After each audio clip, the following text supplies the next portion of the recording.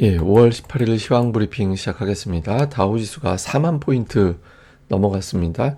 7년 전에 2만이었거든요. 그러니까 7년 만에 4만 포인트 돌파하는 그런 모습을 보였고, 미셸 보우만이 인플레이션 지속되면 금리 올릴 수도 있다 이런 발언하면서 국채 금리 올라가고, 이것 때문에 이제 나스닥은 좀 밀리는 그런 모습을 보였고요. 또 마이크로소프트에서 클라우드 고객에 AMD 칩을 공급한다 이런 보도가 나왔거든요. 그래서 엔비디아가 빠져서 3대 지수 중에서 나스닥만 하락하는 그런 계기로 작동을 했습니다.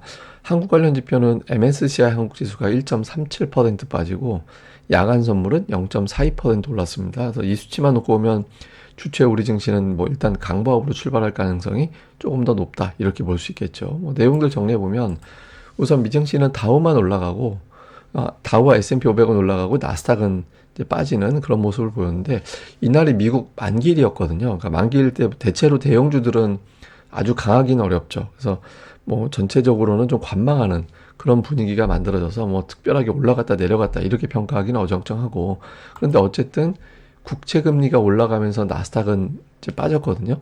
금리가 오늘 4.4%대까지 올라갔는데 뭐 51선에서 딱 멈춘 거는 다행이죠. 제가 어제도 말씀드렸지만 4.5%를 다시 봐서는 안 되거든요. 그래서 이 정도에서 이제 좀 횡보 보이거나 좀 빠져주는 게 좋은데, 어쨌든 국채 금리가 1% 다시 올라간 건 미셸 보우만의 발언, 그러니까 인플레이션이 정체되거나 또는 반등하면 금리 인상 배제 못한다. 그러니까 이런 언급을 했거든요. 그래서 금리 인상 이야기를 아직도 안 해? 그러니까 이런 이제 언급이 나오면서 투자자들이 좀 긴장을 했고 금리가 올라갔고요. 근데 이제 이 사람이 발언을 센 발언만 한 게 아니라 뭐 정책이 유지가 되면 인플레이션 추가 하락할 거야 이런 언급도 하긴 했는데, 아무래도 이제 두 개가 겹치면 좀 센 쪽 발언을 더 주목하거든요. 그래서 이 발언에 주목하면서 이제 금리가 올라갔고요. 또 미국의 경기 선행 지수, 4월 컨퍼런스 보드 경기 선행 지수, 이거 경기 선행 지수는 지금 주변 데이터들을 다 모아봤을 때 향후의 경기가 어떻게 될 것 같아요라고 이제 데이터를 짜는 건데, 전월 대비 마이너스 0.6%, 예상이 마이너스 0.3이었거든요. 그래서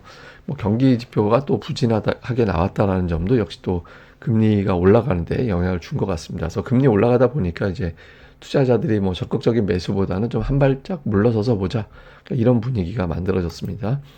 그리고 이제 엔비디아가 오늘 2% 가까이 빠져서 지수의 발목을 잡는 그런 역할을 했거든요.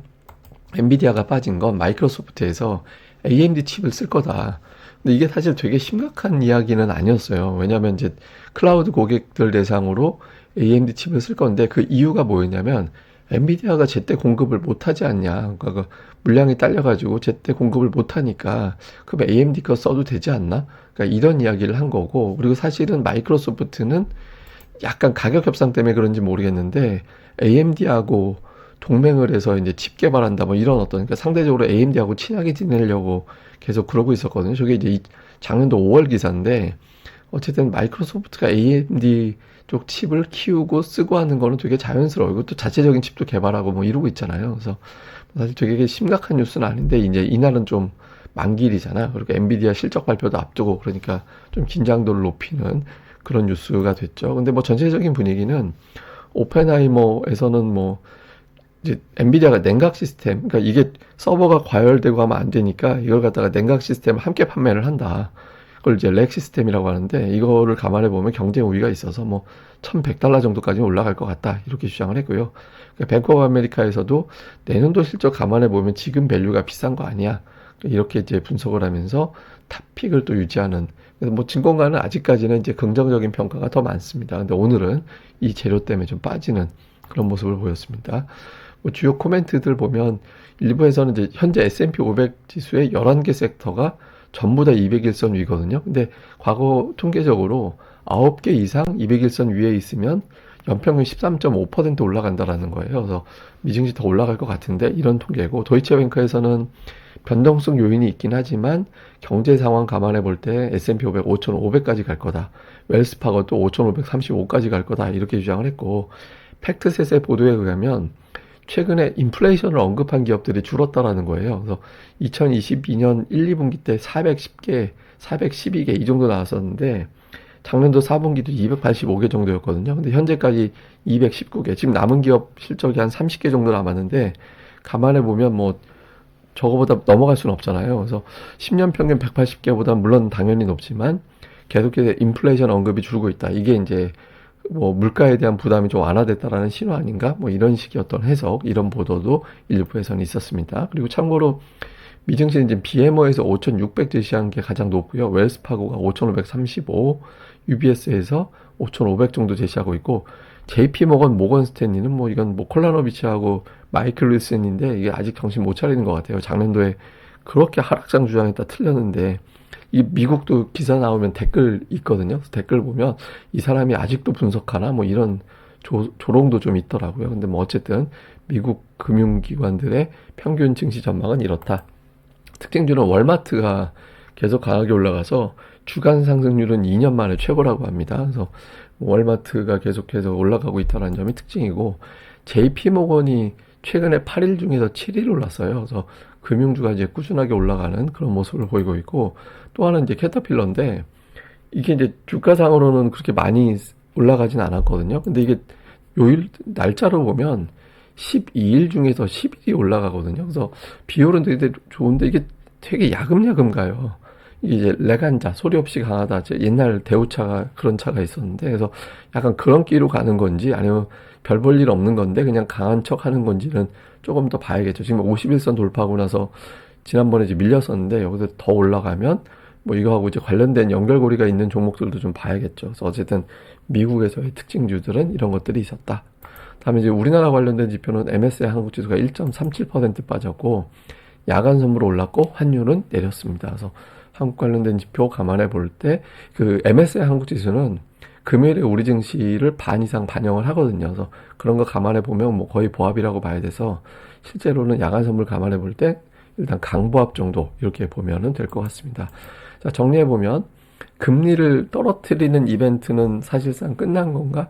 그러니까 이런 분위기가 좀 있거든요. 근데 여기서 금리가 정체 정도 되면 다행인데, 그러니까 오르면 이상해집니다. 그래서 금리가 여기서 좀 안정이 돼주는 게 되게 중요하고, 우리 입장에서는 이거보다 저는 엔비디아 실적이 되게 중요하다라고 보는데, 그래서 실적 발표 이후에 $800, $1000, 밑으로 $800 중반까지 갈 거냐, $1000 훌쩍 넘어갈 거냐, 이 기로점이라고 보거든요. 그래서 일단 분위기는 그렇게 나빠 보이진 않습니다만 어쨌든 중요한 이벤트고, 저는 최근에 중국의 변화를 주목하고 있거든요. 그래서 왜냐하면 저게 중국도 중국이지만 위안화 분위기, 다음에 미국 기업들의 태도, 이런 것들이 연결이 될 것 같아서 이거 잠시 후에 또 설명드릴게요.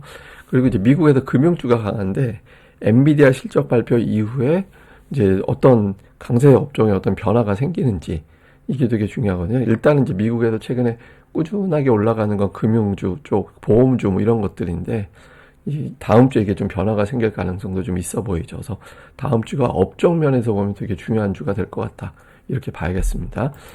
제가 이제 위안화 말씀을 드리는 건, 한때 위안화 환율 올라간다, 원달러 환율 올라간다, 이 환율 상승 걱정이 있었잖아요. 근데 최근에 위안화 환율이 일단 빠지고 아직 7.2 이 밑으로 내려가진 않았는데, 최근에 이제 어떤 특성이 있냐면 중국 ETF, MSCI 차이나 ETF가 미국 시장보다 강해요. 더 많이 올라가 있는 그런 모습을 보이고 있거든요. 그래서 이런 것들을 감안해 보면 최근에 중국이 강하고, 중국이 또 경기 부양하잖아요. 근데 제가 이 얘기를 왜 드리냐면, 환율이 내려간다. 위안화 환율하고 원달러 환율하고 되게 비슷하게 갑니다. 최근에는. 근데 만약에 여기서 환율이 내려가지면 외국인들 매수가 더 강하게 붙는 그런 계기가 될 수 있거든요. 그래서 이런 어떤 환경이 만들어지는지가 하나가 있고, 또 하나는 중국이 경기 부양하잖아요. 그럼 지금 중국의 수출 규제 막 이런 것들 막 하거든요. 근데 미국 기업들 입장에서는 중국 경기가 살아난다라고 볼 때 중국에 수출을 해가지고 실적을 높이는 쪽으로 자꾸 가려고 할 거라서, 이게 이제 당국 입장에서도 거기에 대한 압박을 받을 수밖에 없거든요. 무슨 기술 경쟁, 이거는 기술 경쟁이고, 중국 시장에 대한 어떤 부분들, 이런 것들은 또 그 이슈가 될 수 있거든요. 그렇게 되면 중국 수출 관련된 기업들에 대한 주목도가 또 올라갈 수 있거든요. 그러니까 이런 것들, 이게 최근에 막 구리 가격 막 들썩거리고 그러잖아요. 그래서 그러니까 중국 경제하고도 구리 가격하고도 또 연결고리가 있고, 그래서 이런 어떤 관련된 종목군들, 그다음에 중국 경제, 그리고 금융시장에 대한 시각, 위안화 환율, 이런 것들이 우리 증시에 다 복합적으로 영향을 줄 수 있는 거라서, 향후에 이런 부분들도 지금 당장은 뭐 그렇게 아주 깊게 팔 정도까지는 아닌 것 같은데, 향후에 좀 계속 주목은 해봐야 되지 않나, 이렇게 이제 봐야 될 것 같습니다. 예, 또 자세한 건 제가 또 주간 증시 전망대 시간에 내용을 정리해 드리겠습니다. 예, 근데 오늘 하루 또 잘 보내시고요. 저는 또 다음에 뵙겠습니다. 그리고 추천 음악으로 신해철의 나에게 쓰는 편지 이런 거 한번 오늘 같은 날 들어보시면 괜히 좋을 것 같아요. 뭐 이유는 없고 괜히 좋을 것 같아서 한번 유튜브에서 찾아서 한번 들어보시면 좋을 것 같아서 한번 추천드립니다. 예, 저는 다음에 뵙겠습니다. 이 방송 구독하기, 좋아요 꼭 부탁드립니다. 감사합니다.